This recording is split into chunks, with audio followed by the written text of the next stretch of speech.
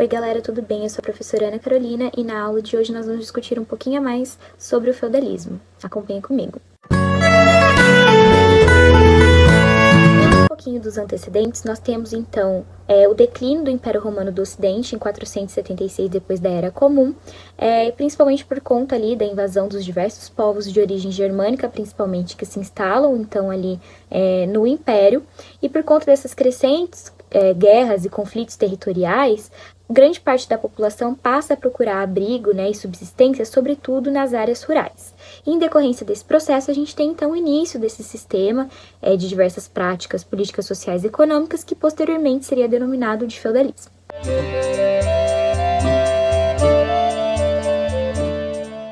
Nós temos a ruralização, a grande presença de concentração da população, a sociedade estamental, aquela que não permitia praticamente nenhuma mobilidade social, sendo determinada pelo seu nascimento, e o fortalecimento então do cristianismo, com o aumento da sua influência na esfera tanto política quanto social, que foi algo que a gente já discutiu um pouquinho na aula de sociedade e economia medieval. A gente pode ver então que existiam outros trabalhadores além daqueles que serviam ali e cultivavam a terra feudal.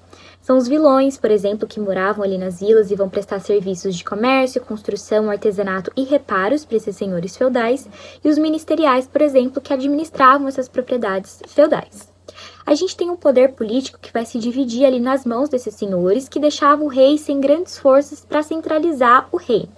Os nobres, eles controlam a economia, o comércio local, fortalecem o seu poderio militar e político, dominando os vassalos e os servos. Cada feudo, ele tinha que ser autossuficiente, ou seja, ele era independente em relação aos demais. Os trabalhadores e ex-escravos agora foram transformados em camponeses, que serviam ali e formavam um sistema denominado de servidão. Falando um pouquinho então sobre os feudos, nós estamos nos referindo a territórios que são fornecidos, pedaços de terra fornecidos aos camponeses pelos senhores feudais, sobretudo como uma fonte de renda autossustentável, que garantem também a proteção desses camponeses em troca da sua fidelidade e do seu apoio militar. Vale lembrar que, além da terra, o senhor feudal ele tinha direito de cobrar impostos e taxas sobre o seu território, e além disso, os camponeses também deviam pagar 10% de dízimo para a igreja. Falando um pouquinho agora sobre comitatus e colonato, a gente tem o comitatus, que vem do germânico, que tinha como base o forte laço ali entre os senhores de terra, que se uniam para garantir a segurança e a honra geral. O colonato baseia-se na troca de favores, em que o suzerano garante proteção e trabalho para os vassalos, e eles retribuem com parte ali da sua proteção para o senhor feudal. Falando um pouquinho sobre os impostos durante esse período do feudalismo, nós temos 3 principais. A talha, por exemplo, refere-se a que tudo que fosse produzido por esses camponeses, metade deveria ser repassado para o seu senhor feudal. Já a corveia refere-se que de 3 a 4 dias, esse camponês, esse trabalhador, deveria prestar diversos tipos de serviços para o seu senhor no feudo, ou seja, poderia ir desde o plantio ou colheita até outros tipos de serviços ali no manso senhorial. E as banalidades referem-se então ao pagamento de taxas que deveriam ser cobradas pelo uso de diversas ferramentas do feudo, seja pelo moinho ou seja pelo forno, por exemplo. Eu trouxe uma imagem para que nós possamos ter uma ideia um pouco mais visual de como fazia essa divisão ali dentro do feudo. Então nós temos o castelo, o moinho, o manso senhorial, o manso servil, a plantação, os pastos, o manso comunal, a casa do servo e a igreja. Bom, dentre todos esses elementos, nós temos o manso senhorial, que são as terras do domínio do senhor feudal, que tratam-se então do moinho e do castelo, por exemplo. E as terras ou os mansos comunais são os lugares onde os servos podiam coletar madeira, fazer pastagens e onde ficavam os rios, que eram áreas ali comuns. Outro elemento do feudalismo é a vassalagem entre a própria nobreza. O que isso significa, Membros da média e da baixa nobreza, eles juravam lealdade para outros nobres mais poderosos a fim de estabelecer alianças militares e realizar uma manutenção econômica. Um exemplo de aliança entre esses senhores feudais é o casamento com membros de famílias mais abastadas. Então, a autoridade exercida pelos nobres nas terras feudais era maior do que a dos próprios reis, por exemplo. Diversos conflitos políticos e guerras de conquistas entre os senhores feudais de um mesmo reino eram bem comuns. A queda do feudalismo, então, se dá por alguns elementos que já foram discutidos na nossa aula de sociedade e economia da Idade Média, principalmente por volta do século XIV e XV, que nós temos um grande crescimento populacional, um aumento da urbanização e o retorno das atividades comerciais. A gente tem também a necessidade de um aumento da produção e de criação de novas técnicas agrícolas revolucionárias, o que não havia no momento. Então a gente tem uma sobrecarga de uso de terras que deveriam estar passando por descanso, elas acabam se tornando improdutivas. A gente tem grandes fugas e revoltas dos servos devido aos grandes abusos dos senhores feudais. A gente também tem o elemento ali de falta de mão de obra para trabalhar no campo, sobretudo por conta das milhares de mortes que foram ocasionadas pela peste, dessas atividades comerciais, né? E o início do estabelecimento dos burgos nas cidades, nós temos a evolução para o sistema capitalista. Agora vamos realizar alguns exercícios para nos auxiliarem com esse conteúdo aprendido. Exercício 1. Podemos definir o feudalismo do ponto de vista econômico como um sistema baseado na produção, tendente à autossuficiência, sendo a agricultura o seu principal setor. Politicamente, o feudalismo caracterizava-se pela a. Existência de legislação específica a reger a vida de cada feudo. B.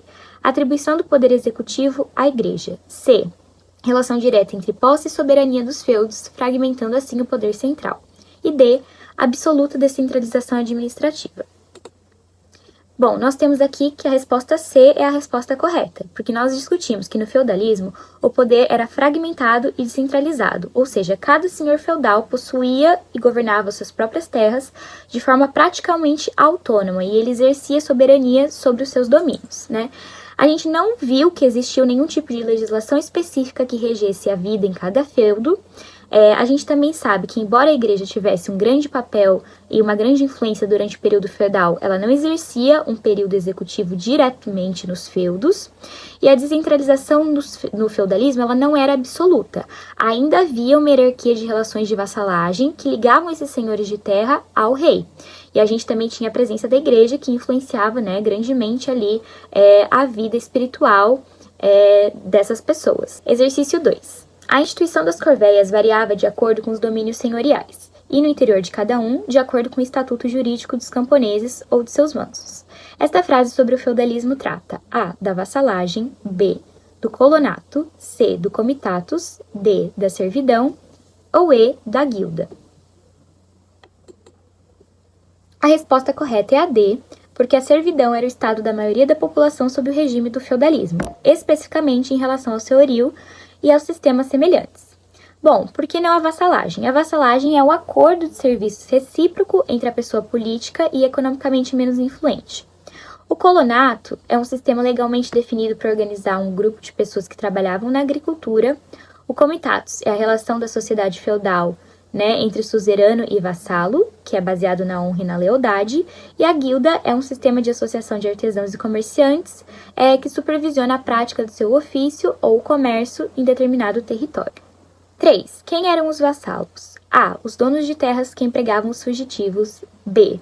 Lugar do feudo em que moravam os servos. C. O mesmo que servos. D. Quem ganhava terras e devia fidelidade ao suzerano, ou E. Quem achava uma terra e se apropriava dela por não haver um dono. A resposta correta é a D, vassalos, que possuem uma obrigação mútua a um senhor ou soberano por meio da fidelidade e lealdade no contexto do sistema feudal, garantido trabalho nas terras e força militar aos soberanos. Os donos de terras são os senhores feudais. O manso comunal é o lugar do feudo onde moravam os servos. Os servos podem realizar todos os tipos de servidão, não somente aquelas que eram ligadas à terra. E no feudalismo, os suzeranos eles fornecem uma parte das suas terras para os vassalos, que vão cumprir o papel de servidão em troca de proteção. Questão 4. O nome das obrigações feitas no sistema feudal eram A. Banalidades, talha e corveia. B. Banalidades, mão amiga, corveia e chibatadas. C. Vassalagem, banalidades, corveia, tostão de talha. D. Mão amiga, corveia, vassalagem e servidão. Ou E. Talha, banalidades e dízimo. Resposta A é a resposta correta. A gente já viu que a talha, metade de tudo que fosse produzido pelo servo, tinha que ser repassado para o senhor feudal. Corveia, de 3 a 4 dias por semana, o servo tinha que realizar diversos serviços ali para o senhor feudal, não só ali no campo, né, como colheita ou no plantio. mais outras atividades, né, como reparar o moinho e etc. E as banalidades são as taxas que deveriam ser pagas em mercadorias pelas utilizações de ferramentas ou instalações do feudo. Questão 5. O feudalismo predominou no período de A. Colonização europeia, B. Idade moderna, C. Roma antiga, D. Antiguidade ou E. Idade média. Então, nós sabemos que a resposta correta é a resposta E. O feudalismo foi um sistema econômico, social e político que predominou ali durante o período da Idade Média. Aqui no final eu trouxe as principais referências bibliográficas que foram utilizadas para a realização dessa aula. Eu desejo a vocês um bom estudo e continue acompanhando os nossos conteúdos. Até a próxima!